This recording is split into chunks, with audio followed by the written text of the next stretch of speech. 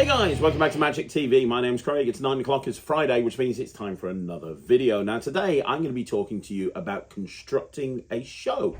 And I know how people love, I did a poll on Magic TV a little while ago of what people prefer to see the most of.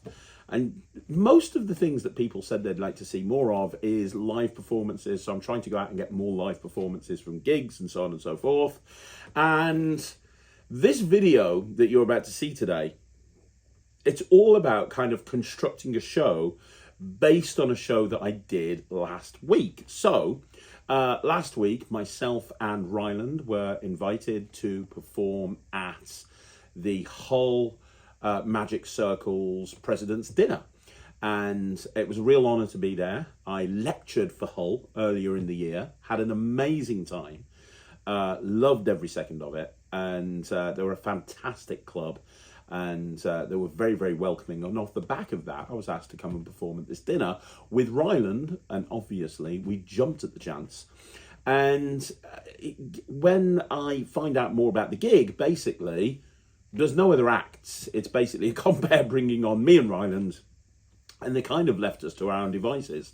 They said we need about an hour or so, and we don't care how you do it. It can be 50-50 split between you and Ryland, more of you than Ryland, more of Ryland than you. But we want a really good show. And there were about 150 people in the audience, really nicely laid out, tables of 10, all looking towards the stage, about 150 people in total. I think that there were obviously a lot of magicians there, but there were also lay people as well.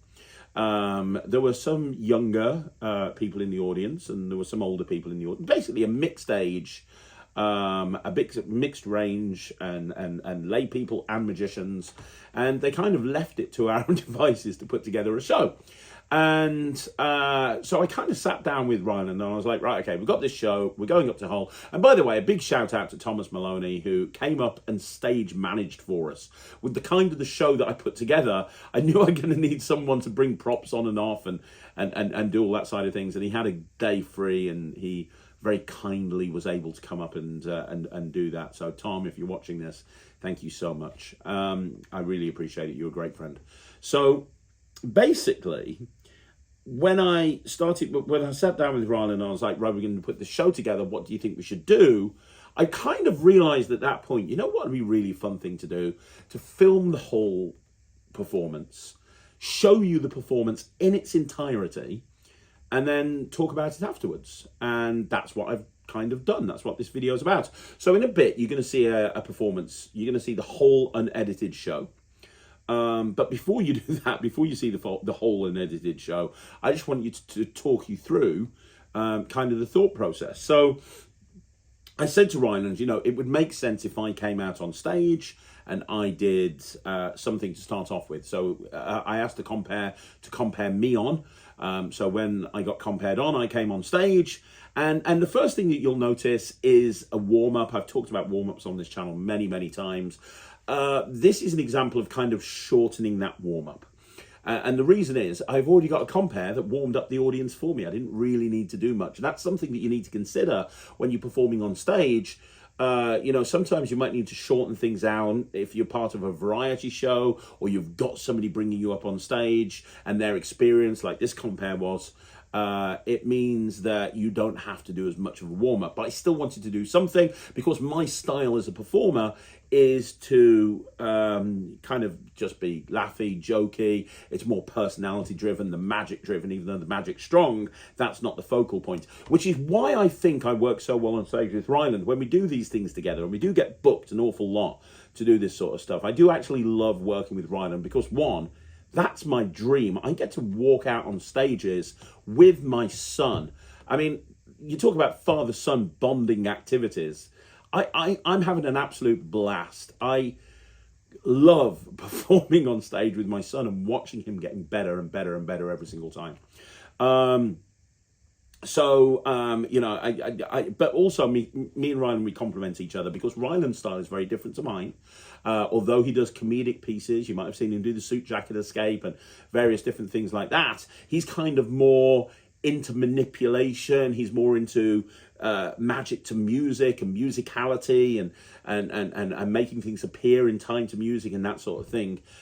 He's more into that, and it shows in this show because there's not a single trick that Ryland did in his show that didn't involve music. Even when he was talking, there was music over the background. Whilst I don't really use music in my show, it's not something that I've ever done. So we complement each other really well. But I knew, my stuff, and this is really important when you're a performer, understanding your character and getting that across very, very quickly.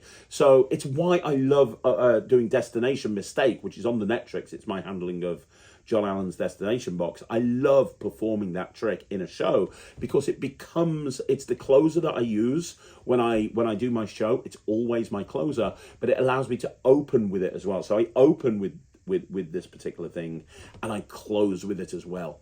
And it allows me to kind of bring the whole thing full circle, and it makes the show feel more theatrical. But it also allows me to do that Steve Spill, Doc Eason style opening of giving things out and getting them to hold it up in the air and that I've got the box over here, this sort of thing, which I obviously borrowed from their Bill and Lemon routine.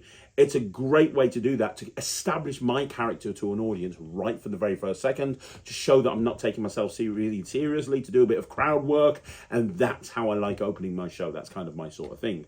Now, I knew I wanted to bring Ryland on very early on in the performance, but I wanted to do something first of all. Now, side note, in a second we'll talk about the Orange Juice Act. Ryland opens up his performance with the Orange Juice Act purely because this is a new act for Ryland. He's only done it about 10 times. He's wanting to work it in.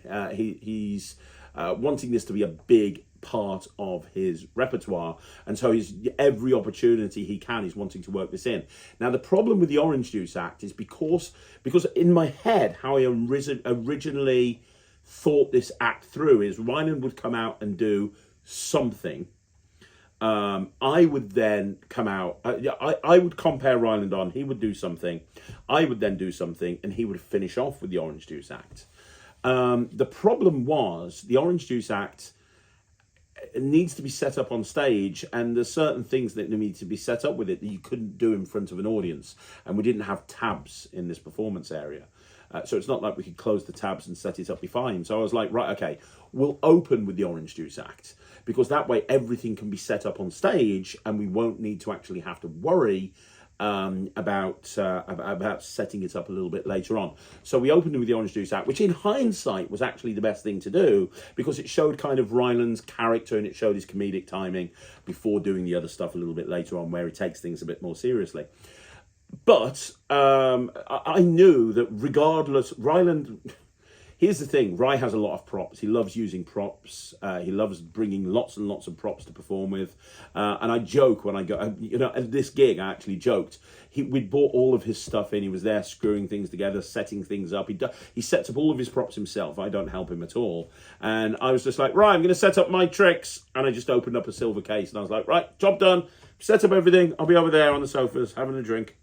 But I knew that I wouldn't even have room for if the Orange Juice Act was going to be set up on stage, I wouldn't have room to even have a case. So I didn't want to do something that required a table. I didn't want to do something that involved bringing people up on stage with me, because I knew that the stage would be jam-packed with the stuff that you needed for the Orange Juice Act. So I did Toxic Plus, which is a great way to actually open. If I don't do Toxic Plus, it's a great trick. It really does work well as an opener or near an opener, because it gets the entire audience involved, and I love having the audience involved in this, and you get that really strong reaction when they realize exactly what's gone on. It's got that surprise moment to it, which I love. So you do Toxic Plus, then after Toxic Plus, I compare on Ryland and he does the Orange Juice Act. Now, the nice thing about the Orange Juice Act is it's very different to what I do. So I've just spent the last 10 minutes yabbering on and chatting, and he comes out and he's doing all of this stuff primarily to music. And as I say, it's a new act for him.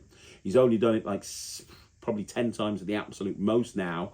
And it's obviously a piece that's timed to music. He has to get the beats correct because he's talking to me as part of the track, so he has to make sure that everything's in that place. And I don't know if you've ever done any magic like that, but when you are doing that sort of act, working that in is so vitally important to make sure that you've got the timing on this correctly. So Ryland is looking for, times to work that in. The Orange Juice Act is fantastic. There's certain elements that I love to it. I love Unplugged. I think that moment is great, leading into the Milk and Light Bulb. And by the way, all of the stuff that was put in the show tonight that Ryland did, Ryan chose the material, not me. Ryland always chooses his own material. And it varies up quite a lot. But yeah, the Orange Juice app worked really well. I love Unplugged. I love the Milk and Light Bulb with the orange juice. I love the opening production. I think that's great. There's so much to really like about this act. I do love the multiplying balls as tangerines. My favourite comedic moment is where he goes, right, Dad, I've just dropped a picture. Yeah, very proud. Anyway, so he does the Orange Juice act. Then I come on so that I can then get all of the stuff off the stage and reset up behind me. So I come back on. And you know what? The thing is with me, I've got a ton of material that I do on stage, but it's all the same sort of thing. I don't really do anything to music. It's all comedy, patter type pieces. It's all classics of magic or variations of classics of magic. So the first thing that you saw me do was the Atomic Deck, which is my favourite thing to perform in either close-up or stage. Now I do it every single stage show. Every single stage show I do Atomic Deck. And even if I don't have a TV projecting the deck onto the TV like I didn't there, this is an audience of 150 strong. When you have that moment where that card appears at that number, it's very, very strong, and it gets every single person in the audience involved. In that way, it's a little bit like Toxic Plus. I love that trick, I really do, but it's just a strong close-up. I don't want to make this a sales point about Atomic Deck, but I do love it. Then after that, I do my version of Scott Alexander's Cards Across Superfly. It's a very different handling the way I do it, but the concept of the silk making the cards jump across, that's all Scott. I know that there's been discussions online about this trick being kind of in 2025 slightly inappropriate. I perform in every single show. I love performing this trick. I've done it in holiday parks, I've done it in corporate shows, I've done it in events like this. I love doing it. I also love the suit jacket escape, but in a stage like this, when I knew Ryland had stuff set up behind me, it was going to be Superfly. I typically at this point in the show, after I've done the initial trick, which a lot of the time is the Atomic Deck, I'll go into, because the Atomic Deck is great because it grabs everyone's attention, but then I want to do an audience participation piece. I want to bring a couple of people up to the front, and getting a couple of people up to the front at that point is very important for me, which is why Suit Jacket Escape 20th Superfly works really, really well. After Superfly, I believe then, didn't I go on to Destination Box? Yes, I did. So I went into Destination Box. And that's the point. Like, when I perform on stage, my routine, I probably only do 5 or 6 tricks in a show. Like, I think I did half an hour, maybe 35 minutes, and literally all I did was Toxic Plus, Superfly, Atomic Deck, and Destination Box. But, and it's all card routines, if you think about it. Well, actually, the main set there is all card routines, which is never a problem if they're different and they're unique, and I think that they are in this particular situation. But what's really nice, if you're ever planning to do a show where there's 2 people on the show and you want to make it different, and you want to make it kind of, you want to be able to contrast really nicely between the 2 of you, it's really important to have 2 performers that come into it from a different direction. If you look at West End Magic, my friend Oliver Tabor and Wayne Trice, they are perfect with each other, because Wayne comes into it from a comedy magician point of view. He's a very fine comedy magician, one of the best in the business. And Oliver Tabor, obviously, is a master manipulator. He does everything to music. And even though Ryland's not been doing it anywhere near as long as Oliver, he's working hard every single day to have that same sort of style. So I love it when, and I was speaking to Russ Brown about this, actually, because over October, Rye was the special guest on Oliver Tabor's shows. And not Oliver Tabor, sorry, Russ Brown's shows. And Russ is also a very patter-driven comedy magician. And Ryland coming on and doing a lot of stuff to music and doing his style contrasted really nicely with Russ. And it's the same with this. It's the same with, you know, if anyone's going to Blackpool and they're watching Killian's show, having Ryland on Killian's show is great, because it's that moment where, you know, you've seen a lot of Killian stuff is all patter based, and then Ryland comes out and does something like Harry Potter and does his Harry Potter act, and, you know, it's all done to music, and it's a very different style, if that kind of makes sense. Anyway, Ryland comes out, and that sequence to music, those 5 routines that he did to music, again, is another act he's been working in recently. So Ryland's good insofar that he's not scared of putting new material into his show. He's always trying to work on new things. And part of the reason is he's 12 years old. He's still trying to find his way. He's still trying to work out what's best for him and what's not best for him. So he's still working on new material all of the time, and he's always tweaking it. He goes back. He will have watched this video, and he's already pointed stuff out to me that he could have done better. He's like, you know what? When I did the vanishing cane at the beginning and it turned into the 2 yellow silks and I put them away, the problem is the silks were too high. The box was too high, so it took me too long to grab the other silk in order to do the appearing cane. And that's true. He normally, if you go and watch the performance in a bit, you'll see that the box that he's using is on top of a case, a cabaret case. And I made that decision because I wanted to keep my cabaret case there for my performance, and then we can just put the box on top. He normally has a much lower stand, so the box is lower down. We didn't realize that until mid-performance, so it meant he had to reach really high because he's shorter in order to get into that box. So normally it looks like he just drops one yellow silk and brings the other one out. Because of how high the case was, it took him a few seconds to grab that. So, you know, you learn, and it's really important to learn from every single show. You know, and he's already said to me, yeah, the box needs to be lower down. I need to grab that silk a lot quicker. I need to do this. I need to do that. I need to do the other. But you know what? One of the things that, and I'm biased, obviously I'm biased, but one of the things that I love that Ryland does is his musicality. He will literally sit at home for hours every single night and just rehearse to music, and he'll hit those beats, and he's practicing his card manipulation and his ball manipulation and all this stuff, and his coin manipulation, and he's just hitting beat after beat after beat after beat, and it's very impressive to see. And you see it in this opening sequence. I love the way that all flows together. I love the fact that, you know, you've got all of the cane stuff. My favorite moment is where that torch turns into a cane. It looks great, which leads into the Best Ever Not Soft Silk by Jeff McBride, into the Coins Across, into the Linking Rings, into the Dancing Cane.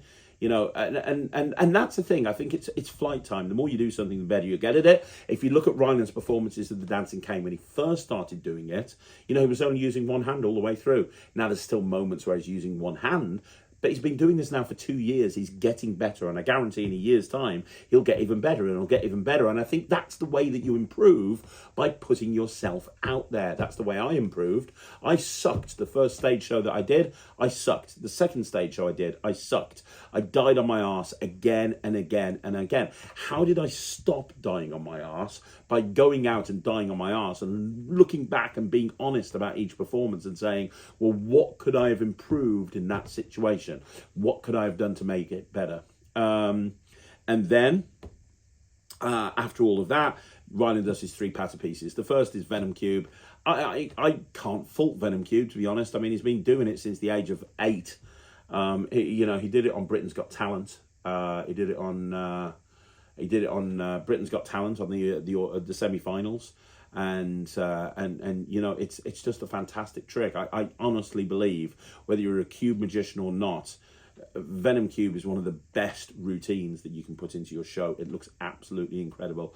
And, you know, the second routine after that, where he gave the bottle, this is another example of Ryland working things in. Like, that's the very first time he'd done that. That's the Twister bottle that we reviewed on the show. No, the second time he did that. It's the Twister bottle that we reviewed on the show. He desperately wants to put that into his show, so he's working on the timing and the beats. He even said to me, I should have been more in the centre of the stage when I did the twist, because I think being over at the side of the stage, it didn't show up as well. He watches the videos back after every performance. He's like, right, next time I'm going to be centre stage. I'm going to hold the bottle this way because I think that's going to make it more visible. But still, even though he was off to the side, and I think it looked good, it could look better, still, it got a great reaction. And then, and here's your biggest tip that I can give you one of the best tricks that have come out in the last decade, in my opinion, is this chocolate trick that you can get from Martin Duffy. I love the music choice. Welcome to Scrubs from the Wonka film. That Ryland's put over the top of it. I love that. And he scripted this himself perfectly to hit those beats, and watch the performance at the end when he's putting that frame back onto the chocolate and you hear the moment build up. That's been done by design. That's not a fluke. He's done that on purpose. He's listening to the music, and I think if you do want to perform in that sort of style, you have to listen to the music and you have to hit those beats. And it's a perfect example of how music can elevate a trick. If you just did the chocolate trick and you just did it, it'd be good. It'd be great. It'd be no problem. It's a fantastic trick. But you have the music over it, and I think it just adds. And I genuinely think that trick is one of my favorite because it works for. He's done it in kids shows, he's done it in the House of Secrets, he's done it on corporates, he's done it in cabaret. It's just an amazing trick. I love that chocolate trick. So yeah, it's super fun. Really great trick. And that was the end of the show. I did do Timmy Toilet Paper at the end of the show, and the reason I did Timmy Toilet Paper is because I was told just beforehand that there was a little girl in the audience, well, I say little, she was 12, that wanted to come up and help in the show, and I was like, well, I tell you what, we'll finish it off by bringing her up. And I think the thing to learn from there is that it's really important to be flexible. It's really important to be flexible, and if the client says, hey, can you incorporate this, you work out a way to make it happen. And I did consider putting it on earlier on in the show and bringing her up earlier in the show. And I said to Rye, it'd be really nice for me to come out at the end and finish the show off by bringing her up. I think that would be a really cool thing to do. If you want to learn Timmy Toilet Paper, that's my handling. And my handling is quite a lot different, to be honest. But it's my handling of Timmy Toilet Paper by Tom Begonia. And it's a fantastic trick. You can buy it from the creator. It's amazing. That's really all I've got to say about that. So when you're putting a show together and there's a couple of people in the show, the one way to do it is to go, right, I'll do half, you do half. But a better way to do it is to see if you can kind of make it almost like a variety show. Like, I'll come out, I'll do a trick, then you come out and you do a sequence, then I'll do some, then you do some, because then it feels more like a variety night. Things are changing. And if you can incorporate a performer that's got a more visual style, a style more towards music, it allows the audience to sit back and just watch and enjoy it, as opposed to a patter act. If you have an hour and 20 minutes of patter acts being on there, it's not as good as if you can vary it up quite a lot. But there you go. That's all I've got to say about that. I want to say thank you to Whole Magic Circle for inviting me and Ryland to perform there. And now you're going to get to see the full unedited show. So here it is. This is my performance and Ryland's performance from the Whole Magic Circle's President's Night. Enjoy. Are you excited? You are going to see incredible stuff on this stage tonight. I have to tell you though, this is an interactive show, which means that you, the audience, you have to interact with myself and Ryland, the magicians. Can you do that for me? The louder you are, the more excited you are, the better the show is going to get. Now, before we start the show, before we start the show, there is one very important order of business, and that's this. Over here, I have the box of mystery.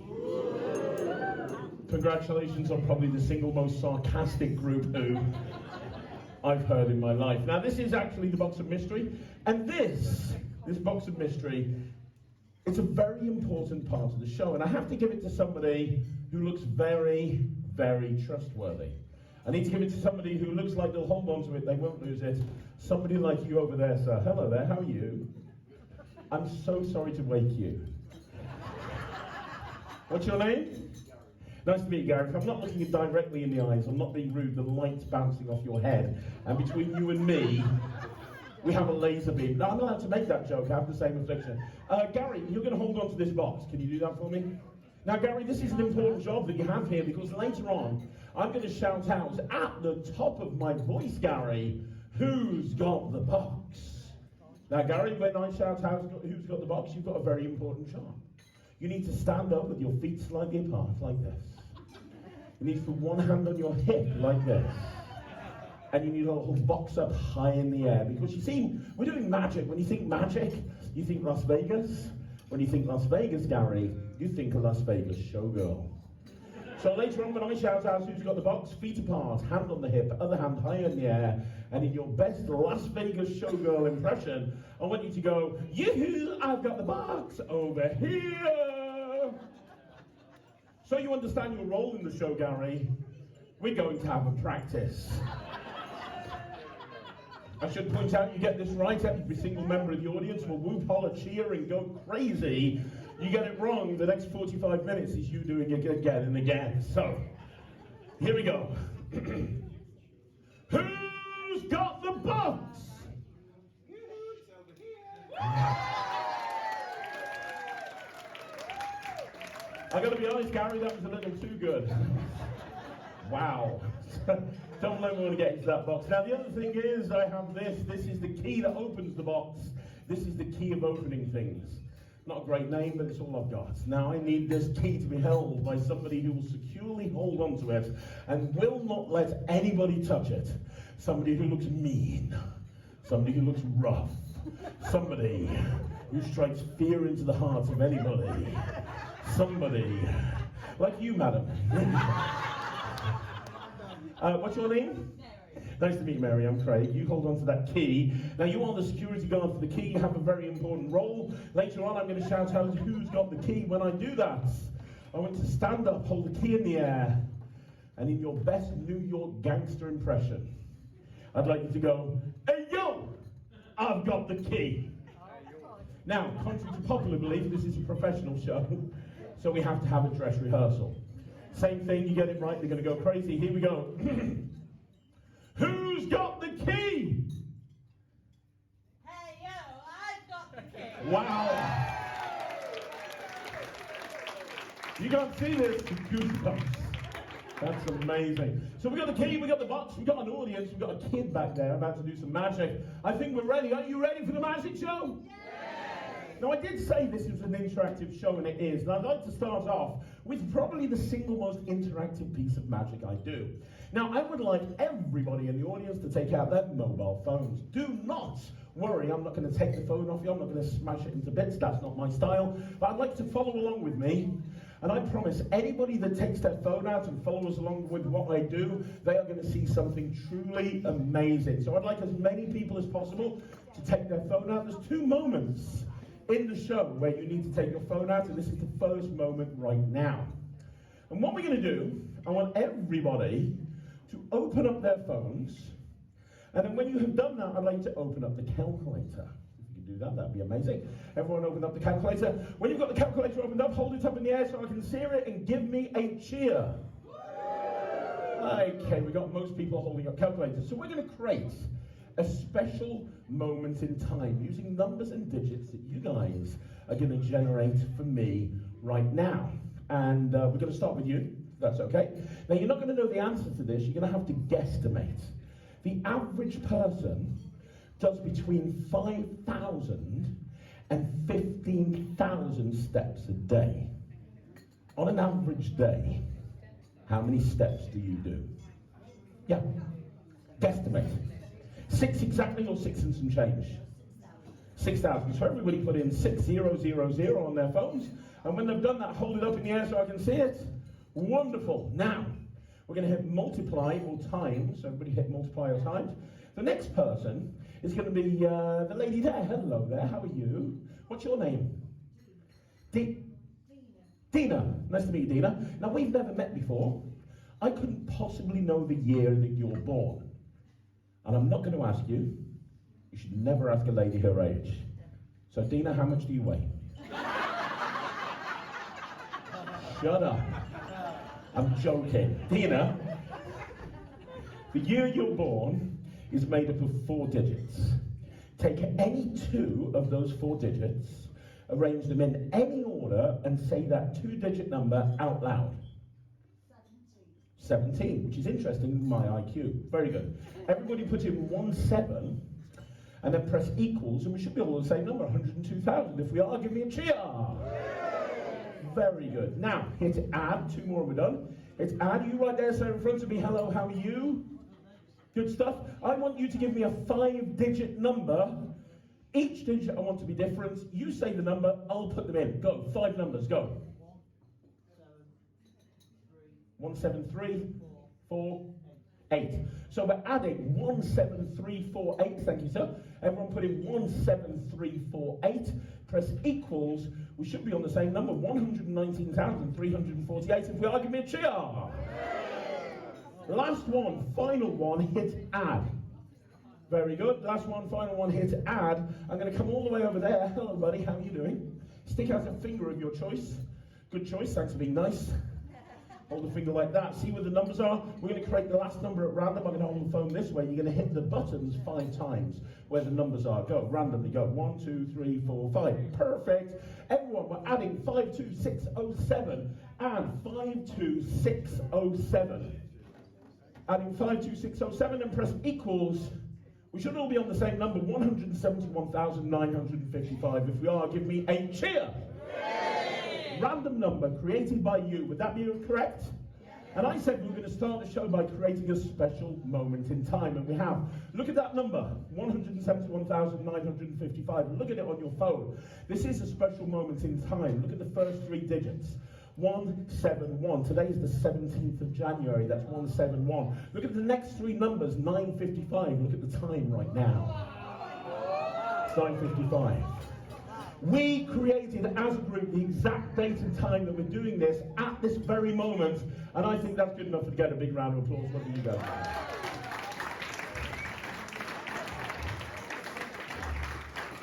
What's exciting is that's never worked before. So we've got to share the moment together as a group. Did you enjoy that? Yeah. Well, thanks for the show. I'm off now. Good night. See you again. No, we've got an amazing show lined up for you today. And myself, I'm going to be doing some magic. Ryland's going to be doing some magic. Now, if you've never met Ryland before, he's the youngest professional magician in the country. At only 12 years old, he's performed on Britain's Got Talent, America's Got Talent. He's done his own TV show. He's flying over to LA in a couple of months to do a show over there. He's on Blue Peter this Friday doing his Harry Potter back. Look out for that.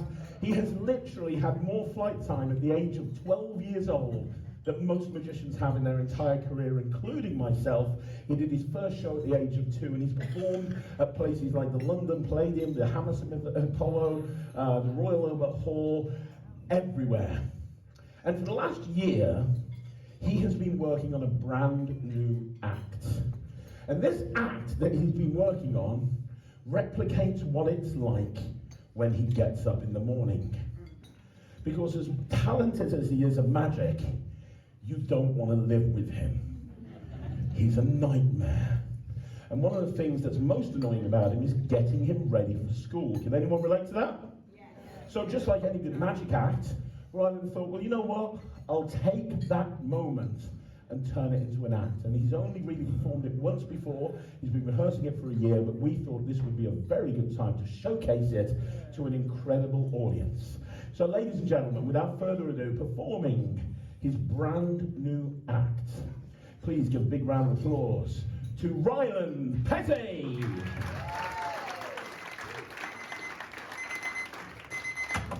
Ryland, get up! You've got to be at school in 30 minutes!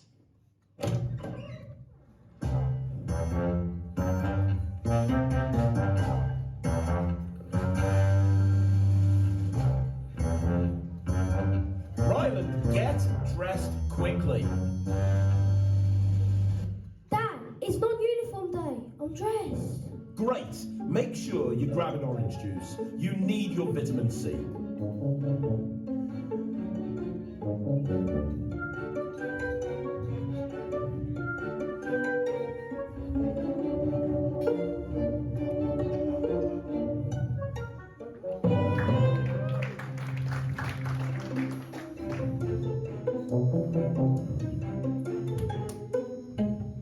Right, put my newspaper in my case. I have to have that at work with me today.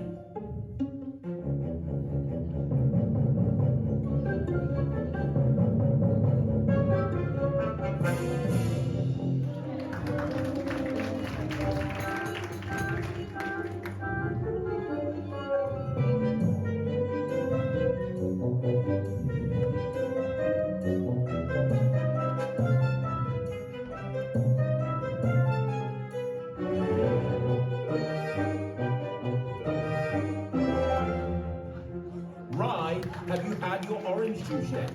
Not yet, Dad. I was putting your newspaper in the case for you. Stop making excuses and hurry up.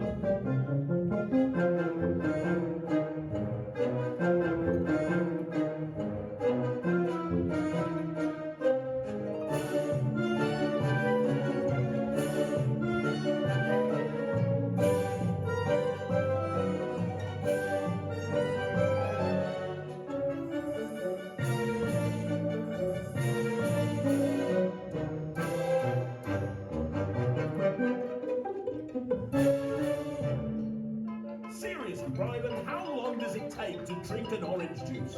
I'm trying, Dad. Well, try harder.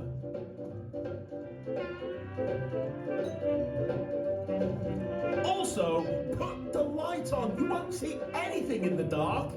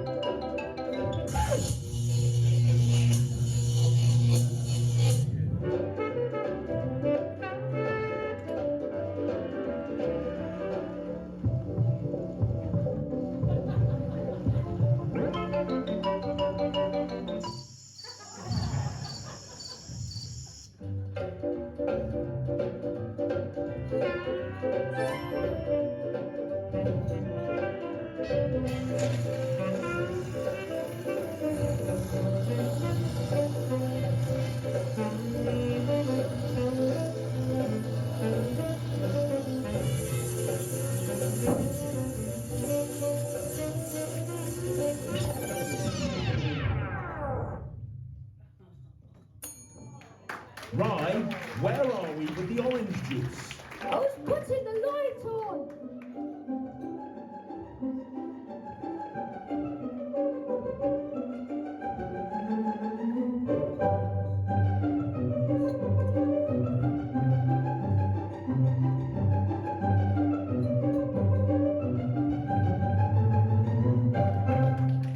Dad, can I have a tangerine instead? No, Rye, you can't.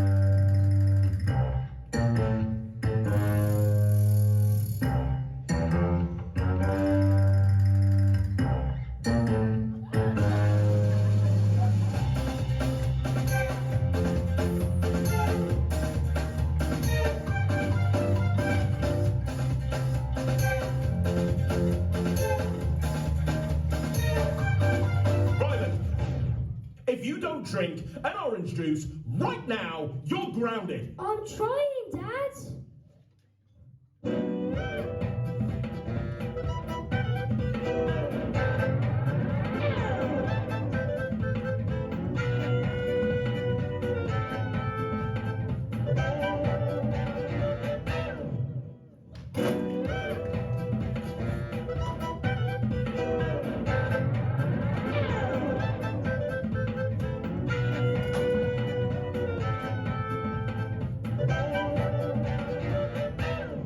Dad, can I have a milkshake instead?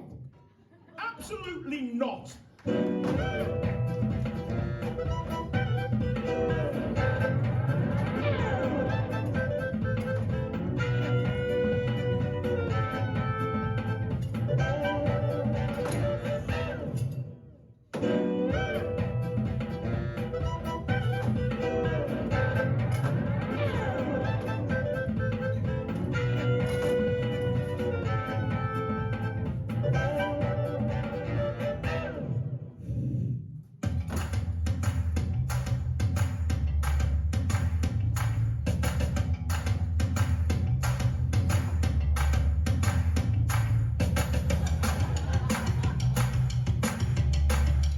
Ryland, how hard is it to drink a glass of orange juice? Dad, I just drank a picture.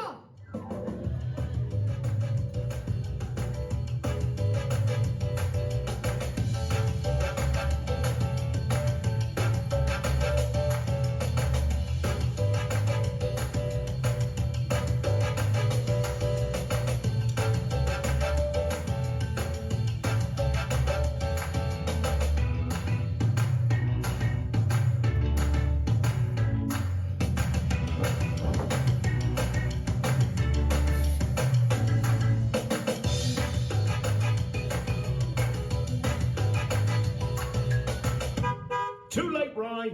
Put the orange juice down. Your mum's leaving. Just go to school.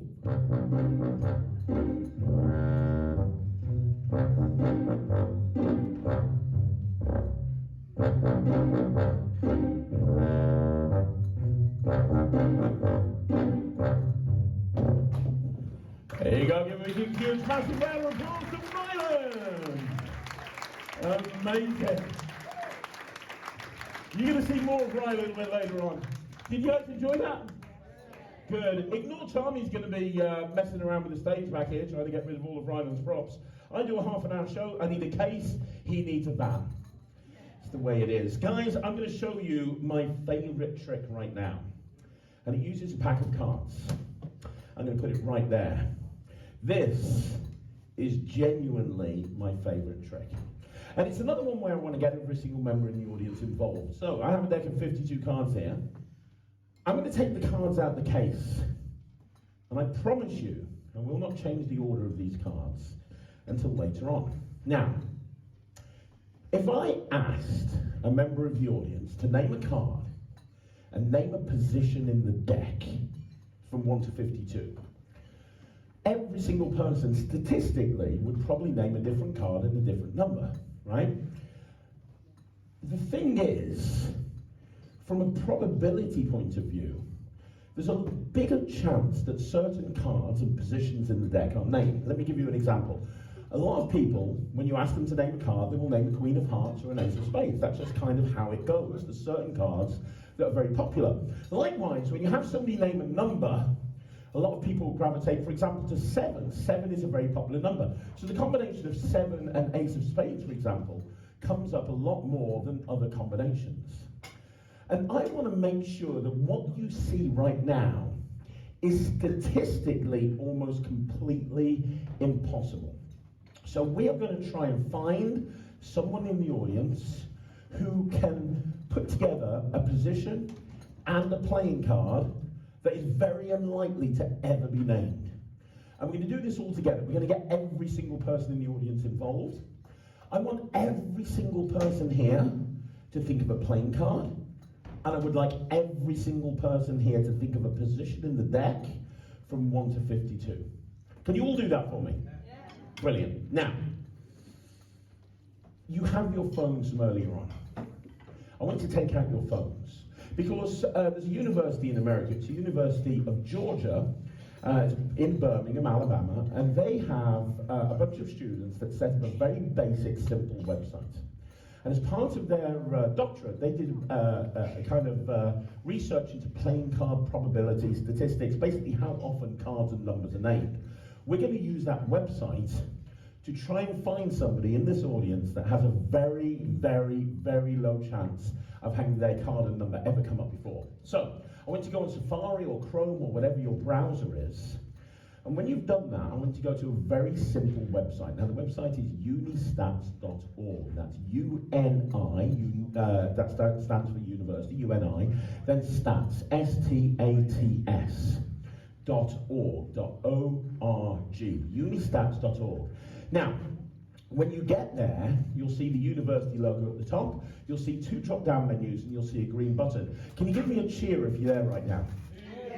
Okay, there's a lot of people there, that's great. So this website was set up by these students to gather data. And every single person in the audience that's got their phone open, that's looking at that website, I want you to put the card into the website. There's a drop-down menu for a card, there's a drop-down menu for a position in the deck. Put in the card, put in the position, and then press the green button. Now, when you press that green button, 2 things are going to happen. The first thing is you are contributing to their research in real time, which I think is very cool. But secondly, and more importantly, you're going to come back with a statistic. Now, that statistic, that percentage, is how likely it is that the card and the number that you are thinking of has ever been thought of before. Now, have you all got a percentage? If you have, give me a cheer. Very good. We're looking for a very low percentage. So if you are looking at your phone and you've played along with me right now, and you have a percentage of less than 5%, stand up. Just for a second, everybody, if you've got a percentage of less than 5%, stand up. Okay, it should be pretty much everybody, I think, if you're playing along. A few people aren't. But if you've got a percentage of less than 5%, stand up. There's a lot of people that have.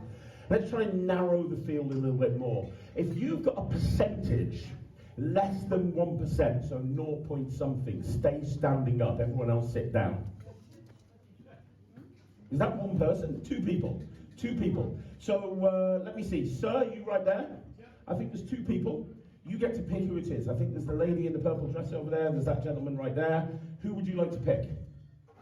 I'm talking to you right there, sir. Sorry to wake you. Can you do me a favour? There's a couple of people standing up. Can you pick one of them? All the people over there that are standing up, they've got less than 1% chance. Could you pick one of them for me? Just anyone. You don't have to come up. Just let me know which one. Yeah, so who are we going to pick, sir? That gentleman there, that lady there, that lady there. The guy with the tie. That would be you, I think, sir. No? Who? Oh, that you right there. Him right there, yeah? Okay. You guys can sit down. You stay stood up for me, sir. Wonderful. What was your name again? Carl. Brilliant. So, you have a card and you have a position. Is that correct? And no one can know this at all. We haven't set this up ahead of time. Can I ask, so everybody knows, what's the percentage chance of that card and that number appearing together? 0.01149. Wow, 0.01 something or other. So that's like, that's ridiculously low. That's almost impossible. Okay, I have no idea what your card is. I have no idea what your position is, but I am going to have to deal to your position. So can you tell me the position that you put down for me, please? Number 13, 1-3. I want everyone to watch very carefully. Do not tell me the card. I'm going to deal 0.01 something or other. That's insane. I'm going to deal to the 13th card. I'm going to turn each card over one at a time so you can see them as they go past. That's 1, 2, 3, 4, 5, 6, 7, 8, 9, 10, 11, 12, 13. This is the 13th card here, so you still haven't said your card out loud. If this is your card, that would be an absolute miracle. For the first time, name your card. The 2 of spades at position 13. And we didn't set this up beforehand, and this gentleman could have picked anybody. Everyone had a different card and a different number. the two of spades at position 13.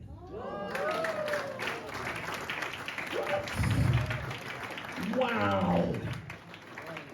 That's I have no idea. I'm so glad you did that. And that is an example of probability. I mean, the chances of that happening is 0.01. But we're going to go one step further right now. We're going to go one step further because what I'd like to do right now is, I'm going to put this over here for a second, and I would like to get two people to come up to the front. I did say this is an audience participation thing, it is. I would like to get two people to come up to the front. So let me see. I love when I say that. Everybody looks down, as if to say, if I don't pick him, he won't pick me. That's not the case. You look terrified. So do you. What's your name, sir? Just put your hand in the air. That's all I want you to do. Of course you can come up and help. You can come up and help right now. Give him a big, massive round of applause. And you're laughing at him. I understand why so, because you're going to come up as well. Anyway, come on up to the front. There you go. Both of you come up, make your way up on stage. And everybody here will give you a huge, massive round of applause. Thank you very, very much. Right, if you could stand that side, right there we go, that's very good, you stand that side. Oh, Tom, can you sort this board out for me, please? Maybe take it off the board, take it away for a bit while I do this, thank you. Right, so what was your name, sir? Mike. This is Mike, everyone, give Mike a big cheer. Wonderful stuff. And what's your name? Jay. Everyone give Jay a big cheer, everyone. Wonderful stuff. So, Mike, Jay, this is a card trick. But this is unlike any card trick you've ever seen before. Use a pack of 52 playing cards, 52 cards, 52 possibilities. And before I start, I'm going to give you the cards. And what I'd like you to do, sir, this is not the sort of trick where you pick a card and I find it. It's way better than that. What I'd like you to do is take cards. You're going to count 10 cards onto my hand one at a time. Can you do that for me? And now when you count the cards, every single person in this audience are going to count along with you, mainly because we want to make sure there's exactly 10 cards there. Okay, so if you could count, go. 1, 2, 3, 4, 5, 6, 7, 8, 9, 10. Give him a big round of applause. Frankly, I struggle with the high numbers, so that was very good. Pass the cards across. If you can't, it was Jay, right? Pass the cards across to Jay. Now, sir, if you hold on to those 10 cards, also you'll notice in that case there's actually an envelope. Yeah, can you do me a favour? Can you take that envelope for me? Put the cards in the envelope and seal it shut. Now, while he's doing that, Jay, you're going to do the same thing. You're going to count 10 cards. They're going to all count along with you. Go. 1, 2, 3, 4, 5, 6, 7, 8, 9, 10. Very meticulous. Give him a big, massive round of applause.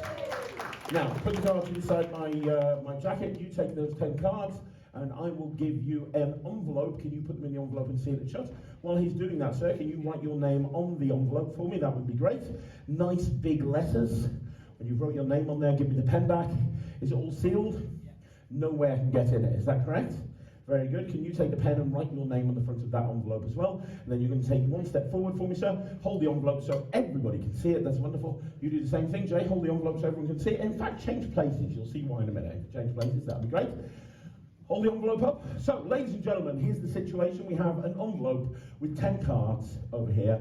We have an envelope with 10 cards over here. I would like you all to use your imagination and pretend for a minute there's not 10 cards in those envelopes. I want you to imagine for a minute, inside those envelopes, there's actually £10,000. Exactly. And I want to take those envelopes and put them somewhere so nobody could find them. So even if you were going through airport security, you wouldn't find those envelopes. I'm going to less subtle, shove them right down the front, all the way down. Take them and pop them all the way down there, very good. You as well, sir. There you go. Yeah, fold it up, that would be great. I don't want anything poking out. We need to go south for the winter. Very good, fantastic, thank you very much. Hands down by the side, I've seen what's happening. Right, okay, very good. So, ladies and gentlemen, here's the situation. We have an envelope with 10 cards there. We have another envelope with 10 cards there. Ladies and gentlemen, the idea is that I'm going to try and make 3 cards disappear from there and appear over there. You will feel them go. You will most definitely feel them arrive. Are you excited? Very good. So, I'm going to need to do this under the cover of darkness if we can. It's on the top of Spotify for me. Thank you very much. So I have a cloth. This is the cloth of mystery. Ooh, ah. I'm going to go behind you. Keep your hands by your side. I'm going to reach around right now. Please do not be alarmed. My advice when you're doing this is not to back up. And definitely don't bend over.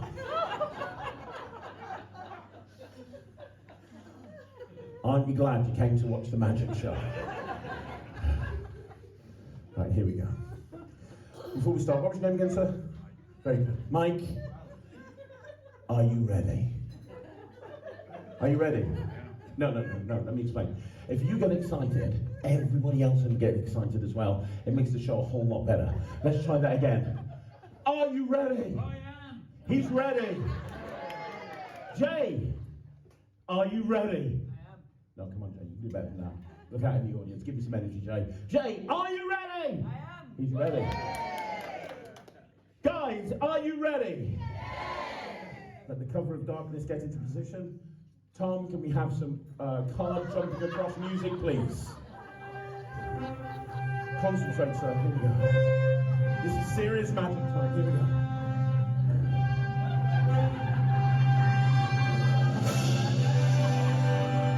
You're doing good. You're doing good. Card number one. Let's do it again. 2 times in one night, buddy. You can do this. Concentrate. Here we go.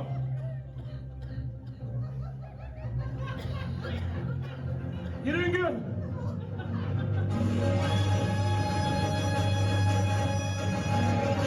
Card number 2. Last one, sir. Say the magic words. Viagra.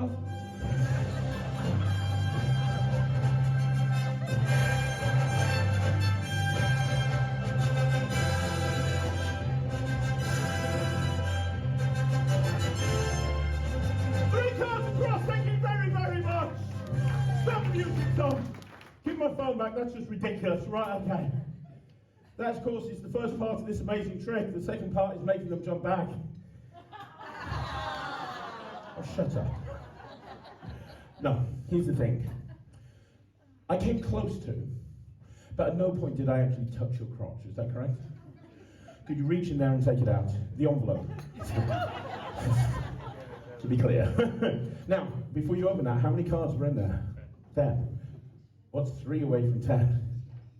Let's see if the magic happens, shall we? Rip the envelope open. Exciting stuff. Take out the cards. Don't leave any in there. Throw the envelope on the floor. I don't care. Perfect. Count them to my hand one at a time. 1, 2, 3, 4, 5, 6, 7 cards, people! Oh my God! But hang on, they've got to go somewhere, don't they, Jay? Do you want me to get it, or do you want it? You sure? I'm happy to help. Right. Reach in then. Anything else in there? You got it? Good. Right. Take the envelope. Rip it open. Take out the cards. Well, but before you do, what's 10 plus 3? If there's 13 cards in that envelope, every single person in the audience will give a big round of applause to you, me, and him. Mainly me, but you and him as well. Take out the cards. Throw the envelope on the floor. Take those cards. You're going to count them onto my hand one at a time. They're all going to count aloud out loud. Go. 1, 2, 3, 4, 5, 6, 7, 8, 9, 10, 11, 12, 13 cards. Come on! Give them both a big, massive round of applause. Thank you so much. Thank you so much. I really appreciate it. They were amazing. Are you guys enjoying this? Good stuff. We're going to do one more. We're going to do one more before I bring Ryland back out. So let's be honest, everyone's here to see Ryland. Let's do one more. I had some 2 guys up. I want to get a lady up now. And I love when I say this. Everybody looks down again. Right, let's go a little bit. I love how you're completely blanking me totally. Just like, no looking at me at all. Hello, you look fun. You were the lady I gave the key to, were you? Did I give it? No. Who was the key lady? Oh, you're safe. No, I've got the key. You stay with her. I heard this is a fun table, is that right? Oh, absolutely. And you were the funnest of the fun table. She was really. She was. No, don't put this on her, love. Nice try. I was going to pick her, but she looked a bit angry. I'm scared, to be honest. What's... Does she? I'll take your word for it. What's your name? Sue. Sue, give me a hand. Come on up, Sue. Everyone give Sue a big, massive round of applause. Wonderful. Sue, thank you so much for helping me. I really appreciate it. One more time. Give it up for Sue, everybody. Wonderful stuff. So, Sue, I have played... Now, these are the cards that we used before. Do you want to give them a shuffle, or do you trust me? No, you don't. That's fine. Okay. Do me a favour, when you finish shuffling, can you put them back in the original order? Makes a lot of... Thank you. Wow. Skills to pay the bills. That's brilliant. So, the idea is that you, Sue, you're going to pick a card. Okay? And you can pick any card that you want to. I'm completely indifferent to the choice you're about to make, but you are going to sign your name on the card. So you're going to show everyone the card. So it would be better if you picked a number card, because the signatures doesn't show up on the picture card. But it's totally your choice. I'll spread them out so you can see them all. Grab a card. When you've got the card, show all your friends. And apparently I'm not your friend. I thought we were bonding over this magical experience, but not, it seems. Wonderful stuff. No, I don't need that, actually. Okay, so what I would like you to do, I'm going to give you a pen. And what I need you to do is take this pen and write your name on the face of the card. Not on the back, on the face. Not on your face. On the face of the card. Okay, nice big letters. If you can do that, that'd be great. Big letters, write your name. Can I call you Sue? Yeah. Great, put your phone number on then, love. She's like, not a chance. Right, have you wrote it really big so they can see it in the cheap seats at the back of the room? Yeah? Good. Yeah. We'll just put the deck here for a minute. Very good. Can I take the pen back? Because that's how I got it. Hey, Sue, watch this. Are you ready?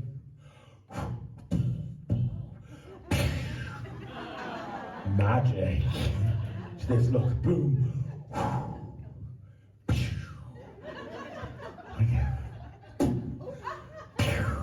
Thank you. Anyway. Oh, shut up. Can I have that back, Sue? Thank you. Right, okay, so what's going to happen? You're going to put the card back in the... Sorry, okay. So what's going to happen, you're going to put the card back in the deck, and you can put it back anywhere, thanks. You're going to put... However annoying you're finding this, imagine what it's like being married to me. By the way, Sue, I need my pen back, thank you. Right, okay. What you're going to do, you're going to put your card back. As I go through the deck, just say stop anytime you want to, okay? Anytime you want to. I go very quick, it's why I'm single till 35, all right? So I'll do it again. One person, thank you. I'll count to 3, I'll start, you say stop. 1, 2, 3. Stop. Have you ever helped a magician before? You're not helping one right now. It's my fault, so I shouldn't have picked you. We'll go slow, anytime. Stop. Lovely, put the card back down. Amazing, right, card goes down into the middle of the pack. I'm going to leave it in there. I'm going to give the cards a shuffle, make sure it's all mixed up. Now, we already established early on in the show that you didn't trust me, so you can shuffle the cards as well. Okay, give them a mix-up, make sure I can't do it or get into it or do anything. No, don't give me the cards back, because I have skills that I have refined over years and years of performing, and if I take those cards, I can find that card in that. So instead, we're going to make it a little bit harder. I'm going to find your card in the most amazing way. I'm going to take the box, put it there. I'm going to find your card while blindfolded. Can you confirm that you cannot see through that blindfold? Good. So I'm going to blindfold myself. It starts by taking off my glasses. Now that basically makes me blind anyway, to be perfectly honest. But I'm going to blindfold myself. Now, when the blindfold is on, it means that I will not be able to see you, so it's very important that you follow my instructions very, very clearly. You got that? Very good. Here we go. By the way, when I take this blindfold off, if you lot have gone, that is not funny. And if that happens, I will track you down individually, one by one, and I will show you every card trick I know. Nobody wants to see that. Right, are you still here? Yeah. That's a good start. Right, okay. So here's what's going to happen. We're going to stand back to back. I'm going to stand that way. You're going to stand this way. And then when I say, you're going to take the cards and throw them over your head. They're also going to go over my head. I must stress the use of the words over and my head, not into my head. As the cards go over my head, with ninja-like speed and grace, because when you look at this, you think ninja. I hear you. I will take the card, I will reach up into the air, pluck one card out of the air. That will be your card, and the audience will go ballistic. Are my instructions clear? Brilliant. You face that way. I'm going to back up and face this way. We are now back to back, or cheek to cheek. Outside arrested, inside I get paid. Right. So when I say you're going to take the cards, you're going to throw them over my head. Are you ready? No. We discussed this before. If you get excited, Des going to get excited. Let's try that again. Are you ready? Yes. Brilliant. Are you not ready? Yes. It was Sue, correct? Yes. Something like that. Let's go for it. Sue, Yes.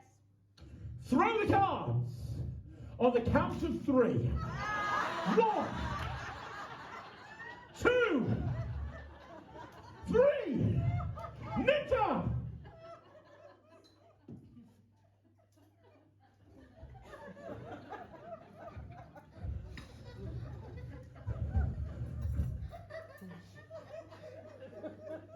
Brilliant. Did you go before 3? Everybody knows that you count to 3. There's always a... I've been doing this a long time, and there's a rule in performance: you should never blame the person that you have up on stage with you. I'm not going to blame you, Sue.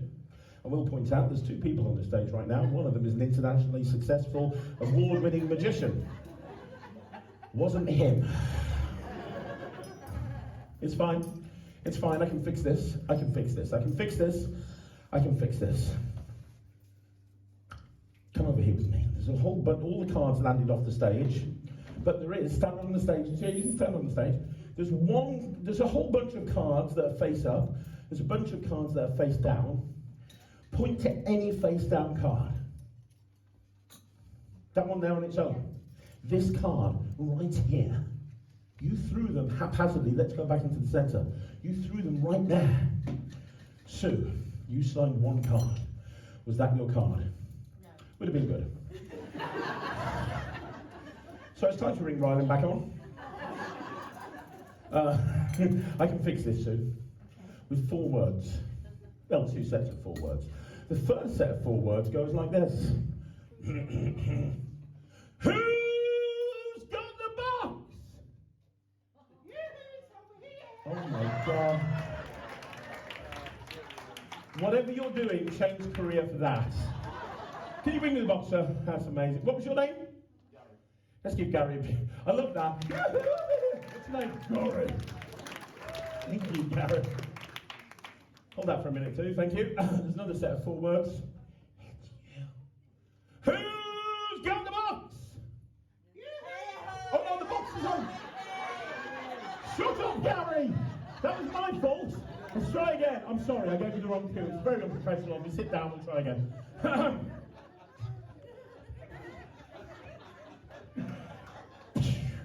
Who's got the key? I've got the key. Can you bring me the key? Give her a big huge smash. Thank you so much, love. You were amazing. Right. We have a box, we have a key. The key fits in the padlock on the box. What a surprise. When you open this up, inside there's 2 things. The first thing is a little vial containing nothing. There is also a silver pillbox containing something. In a second, you get to pick one of these items. Now, if you want the little vial containing nothing, I will have you cup your hands together. I will take the lid off the vial. I will take the nothing that's inside. I will pour the nothing into your hands. You can then leave, go home. Just don't say I never give you nothing. It's a long way to go for that joke. If, however, you want the silver pillbox, you get what's inside as a magical souvenir. Are my instructions clear, yet stupid? No more cranks into 3. That didn't work with you, I've discovered. So, out of the 2 of them, which one would you like? Good job, I haven't got a joke for the bottle yet. There we go. Can you hold your hand out for me? Don't open it just yet. Let me put the box away, because I believe that something needs to be set up on here. There we go. So, that silver pillbox has been inside that wooden box from the beginning of the show, held by our crack security team over there, miles away from key team number 2, from the beginning of the show. There's a little button on the side of the box, and you press the button and tell everyone what kind of object is inside. Ooh, it's a folded up card. Ooh, the tension mounts. In a second, you're going to open up this card. In a second, not yet. And then when you open it, you're going to look at it, check to see if it's your card, which would be impossible. If it is, you're going to turn it around, you're going to show it to the audience, and every single person in the audience is going to go absolutely crazy for you. So, okay? First of all, have a look just for yourself. Turn it around. Tell them, that's my card. That's Sue's card, everybody. Give it up for Sue. Sue, you can keep that as a souvenir. Put it up on your bedroom wall next to the One Direction posters. That's for you. One more time, give a big round of applause to Sue, everybody. Guys, did you enjoy my little bit? Did you enjoy that? Fantastic. That is absolutely amazing. I will be back to do one last thing a little bit later on, but you saw Ryland earlier on perform his brand new orange juice act. Would you like to see some more from Ryland? Yeah. Now, this is a kid that absolutely blows me away, and the magicians in the audience will tell you that what he's doing is technically very advanced. And remember, he's only just turned 12. Are we ready, Tom? He's ready. Guys, are you ready? Yeah. I can tell that you're ready, so that's good. So, ladies and gentlemen, without further ado, please welcome back on stage, Ryland. Ladies and gentlemen, introducing live on stage, the star of Britain's Got Talent and America's Got Talent. He is the youngest professional magician in the world, Ryland, the Kid Magician.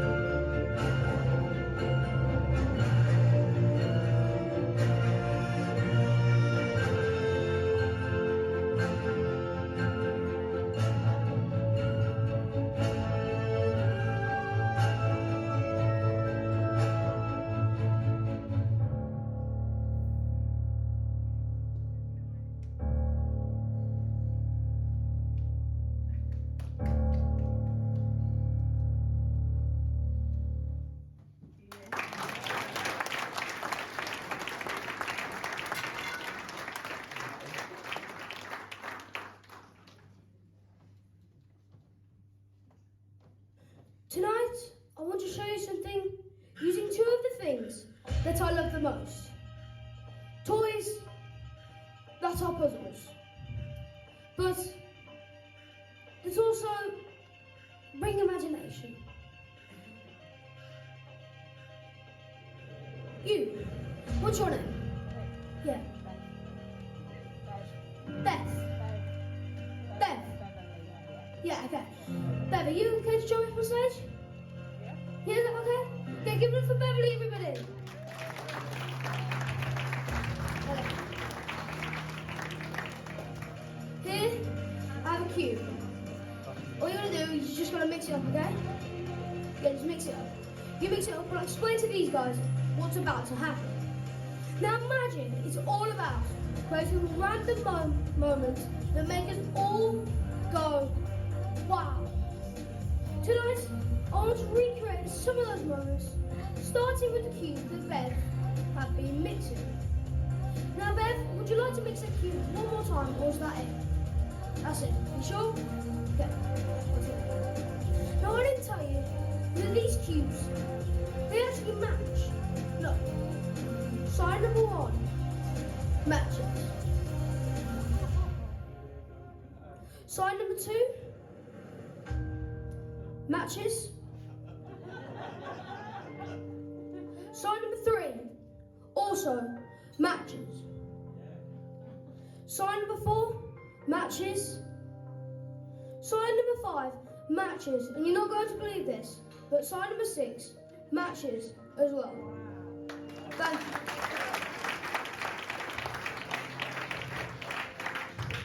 Now, if you saw me on Britain's Got Talent, you probably would have seen me throw up a cube in the air and it solves. Now, would you all like to see that now? Yes. Now, Beth, one of these was your cube, but they're both in the same exact pattern, so it doesn't really matter. So, what we're going to do is we're going to take, I think this one's yours, so we're going to take your cube, we're going to throw it in the air, and we're going to try to solve it on the count of three, okay? On the count of three. 1, 2, 3. Now maybe you thought I cheated. So what I'm going to do is I'm going to take the cube, I'm going to put the cube behind my back. Now, I want you all to count to 10. And when you count to 10, I want you to be like 1, 2, 3, all the way to 10. When I say go. I'm going to put the cube behind my back, and I'm also going to do this one-handed. You ready? Go! Done! Now, the way that I see this, there is only one way that we can make this better. And that is if Bev solves the cube behind her back herself. You look like you've never solved a cube behind your back before. You never solved a cube in your life, okay. You took the stickers off and put them back on. Okay, oh, okay. Well, I'll tell you what, if you stand behind me, I'll give you a quick crash course on how to solve the Rubik's Cube. You see, all you're gonna do is just kind of turn it and turn it like this. It's not all of that fancy stuff that I was doing. All it is just turn it like this. You see what I'm doing? I'm gonna make it really easy for you. Just turn it like this, okay? You see what I'm doing? Yeah? Just slowly turn it like that, okay? So you stand just there. I'm gonna give the cube behind your back, okay? Here you go. There you go. Just turn it just like I said. Perfect. Just like that. Now, whenever you want, I just want you to say stop. Okay? And when you say stop, I want you to stop turning the cube but keep it behind your back. Okay? Whenever you want, just say stop. Are you sure? Okay. Now that cube, it could be solved, it could be mixed, it could be in any random pattern. Is it solved or is it not? On the count of three, I want you to bring that cube out. 1, 2, 3. Yes, the winner's over. Thank you, Beth.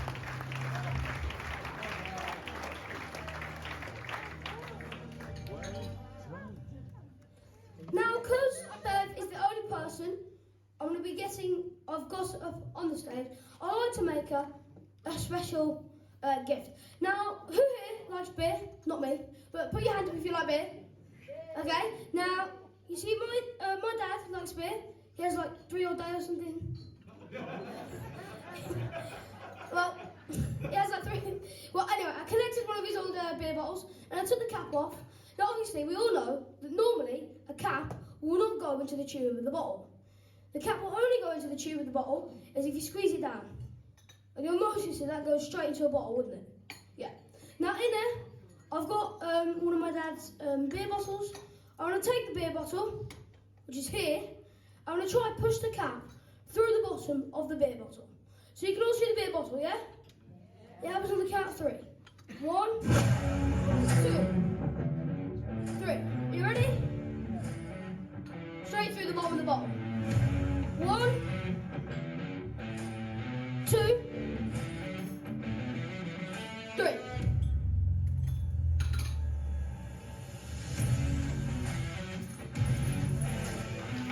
And then we'll go straight through the bottom of the bottle. Now obviously, this isn't a very good gift. It's just a beer bottle with a cap inside, which you can easily take out. So I'd like to take this one step further and take it back to the process where it was being made. Again, it happens on the count of 3. 1, 2, 3.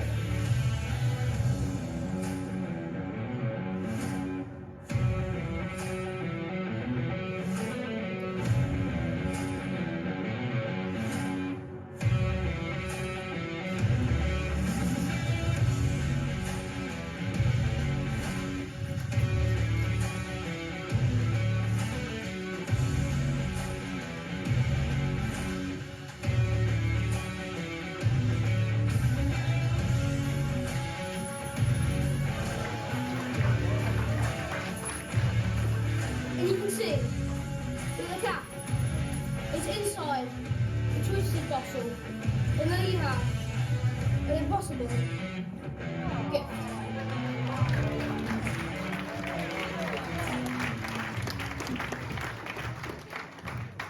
Now recently, it was my sister's birthday. And on her birthday, she got this big, massive chocolate bar.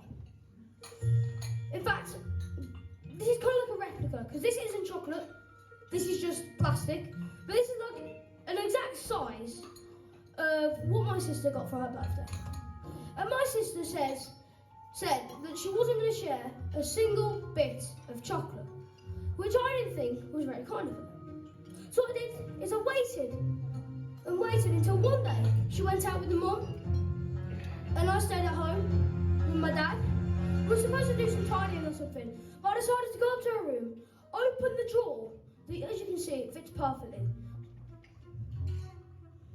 I open the drawer, I take it out, and I decide to take a piece of chocolate. But when I took this piece of chocolate, I realised she's going to notice that there's a chocolate missing. But I can't just put it back because now it's going to be loose and she's going to be like, who's touched my chocolate? So I had to decide to do something. Now as a magician, I've decided to keep the chocolate and bring it back. Now all I want to do to bring it back is just rearrange the chocolate. But I know here that there are 63 pieces of chocolate. If you have a look, there are 1, 2, 3, 4, 5, 6, 7, 8, 9 down. And 1, 2, 3, 4, 5, 6, 7 across. 9 times 7 obviously being 63.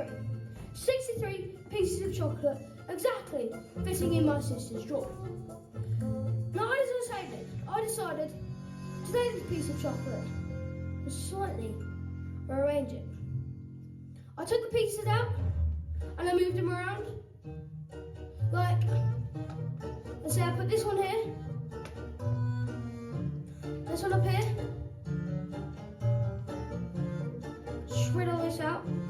I can move this one over here and this one over here. I'll line them up again. When I line them up, you can actually see the hair.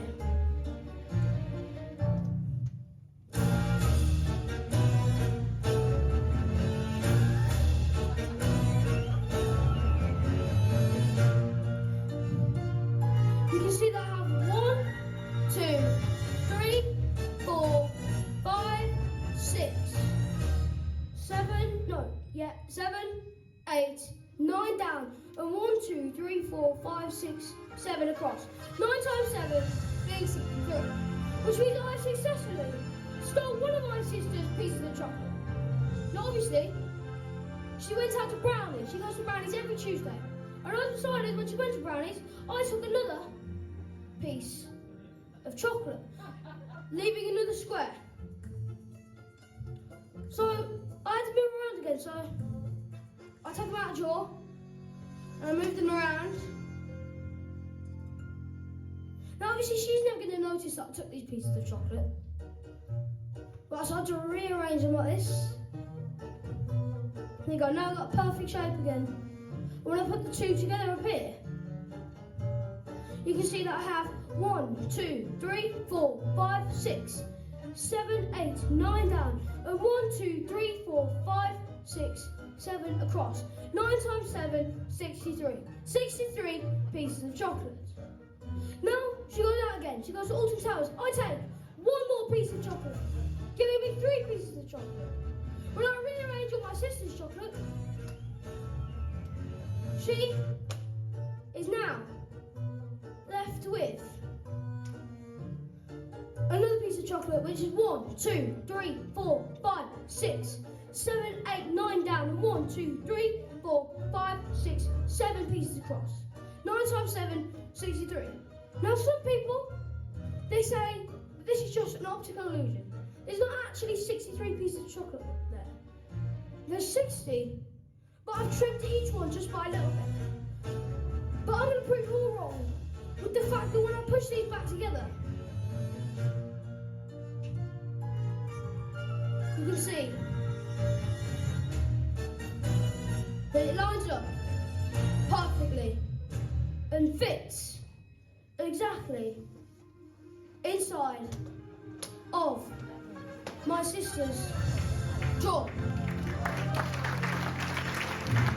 Now obviously, the more fun I do this, the more chocolate I get. Thank you and good night.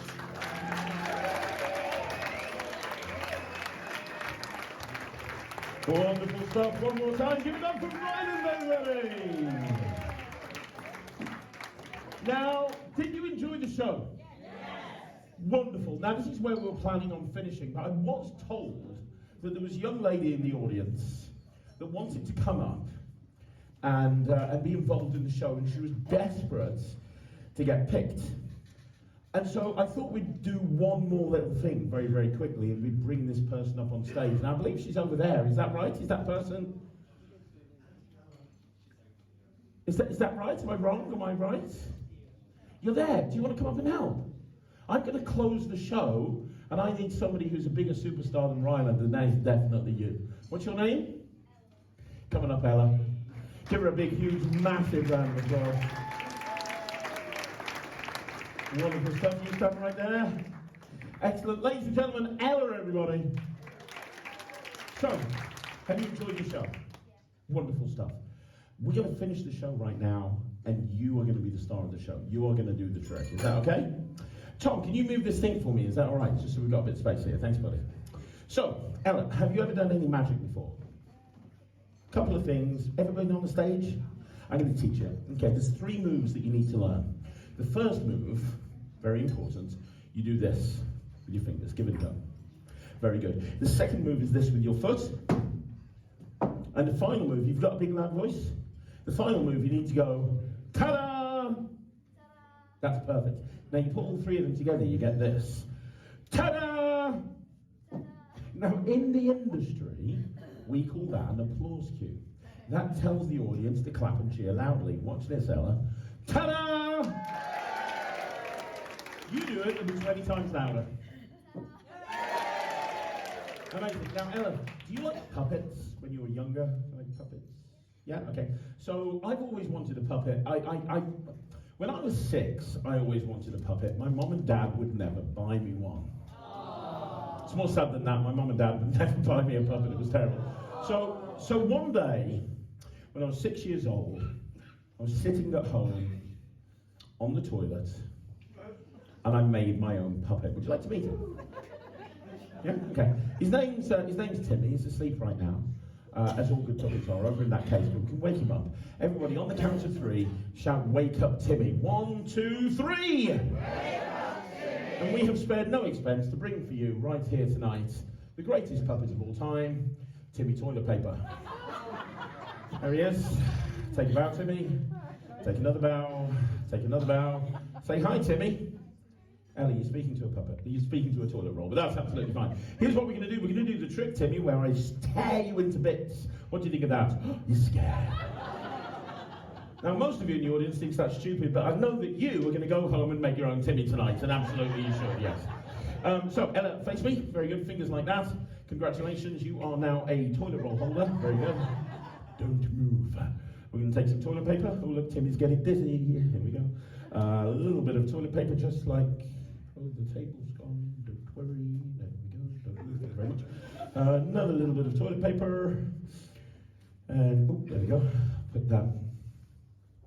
Don't move again. Thank you, Ella. Put that right there. Okay, very good. We're now going to hypnotise the toilet roll. Everyone shout, sleep! Sleep! Congratulations, we have now hypnotised a toilet roll. Thank you. I turned it around, love. It's the, whatever. Right, okay. Wonderful. Easily pleased. Good to know. Right, so, Ella, it's your time to shine. You can have the smaller piece. Right, hold the toilet paper exactly the same way as me. There you go, very good. And step one, I'll do it first because I am the professional ripper-upper. Step one, you take the toilet paper and you roll it down, ripping it into 2 equal strips. Go for it. Give them a big round of applause. You're not supposed to do it better than me, all right? Step number 2, you put the pieces together. And let me do it first because, again, I'm the expert. You rip it up into 1 million, billion, quadrillion pieces. And then squish it up into a little tiny ball. Can you do that for me? Go for it. There you go. Faster. Faster. Faster. You're doing great. And then 2 hands. There you go. Very good. Face the front. You're in show business right now. Very good. So the idea is I'm going to put your paper back together into 1 strip. You're going to put my paper back together. I am going to go first because I am the professional. Watch. This is where the ta-da thing comes in. I ta-da. Paper goes back together. Everyone goes crazy. You do it. I go home. Here we go. 1, 2, 3, ta-da! Open it up and show everyone that you have 1 long strip of toilet paper. Seriously, open it up. It's going to be amazing. I know you don't believe me, but now 1 long strip of... Shut up, Ryland. He's going, wah, wah, wah. Right, look, hold it in your hands. I didn't ta-da loud enough. Let me try again. Ta-da! There you go. Open it up and show them I've all got 1 piece. And thank you very much for the... Drop it on the stage. Just drop it. In my defence, it's harder than it looks. If I can't put her paper back together, do you think she could put my paper back together? Oh no, she can't. Oh no, she can't. Not a pantomime, right? I tell you what, if you're going to put the paper back together, I will make it a lot harder for you. I will put the paper back together. You can put the paper back together while it's inside my mouth. Do not try this at home, it's bloody stupid, okay? So I'm going to put this in my mouth. When I do, I'm not going to be able to hear you, so it's very, very important at that point that I can hear you, but I'm not going to be able to speak. So it's very important that when I point to you, you're going to go, ta-da, like that, and when I point to you lot, I'm going to clap and cheer loudly. If you ta-da loud enough, if you clap and cheer loud enough, the paper will go back together. Are you ready? Very good. Are you ready? Yes. Here we go. This is disgusting.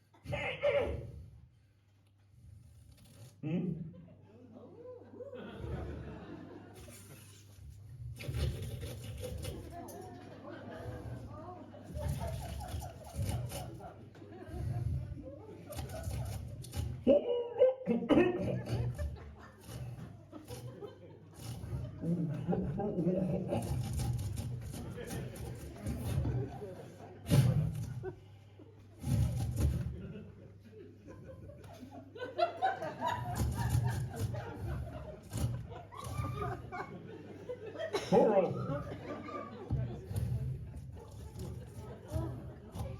That is disgusting.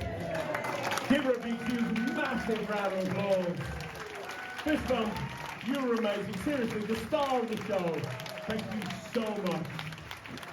Wonderful. Guys, did you enjoy the show? I want to say thank you so much for watching. I've been performing professionally for 30 years, and I can honestly say out of every audience I've ever performed in front of, you lot were the most recent. No, you guys were amazing, especially you. Thank you very much. You guys were fantastic. Ryland, come back out here one more time. Give it up for the Kid Magician. What he was doing was amazing. Hey, buddy.